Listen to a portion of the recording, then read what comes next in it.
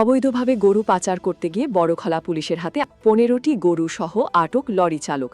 ঘটনার বিবরণে জানা গেছে, গত বৃহস্পতিবার গোপন সূত্রের খবরের ভিত্তিতে বড়খলা থানার ওসি কুলেন্দ্র কুমার হুজুরের নেতৃত্বে অভিযান চালিয়ে বড়খলার বালাছড়া থেকে AS01NC 9425 নম্বরের একটি লরি থেকে ১৫টি গরু এবং লরি চালককে আটক করে।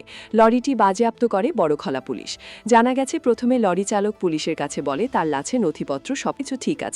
তদন্তের কারণে পুলিশ তাকে কিছু সময় দিয়ে নথিপত্র দেখানোর জন্য বলে, কিন্তু কোনো নথিপত্র দেখাতে পারেনি লরি চালক।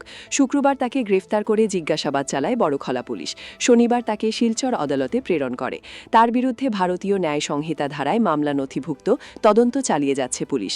গ্রেফতার হওয়া যুবকের নাম মঈনুদ্দিন, তার বাড়ি মরিগাঁও জেলার মুরাশুটি পাম কুচিয়ানি এলাকার বলে জানা গেছে। বর্তমানে গরুগুলো বড়খলা পুলিশ হেফাজতে রয়েছে বলে জানা গেছে।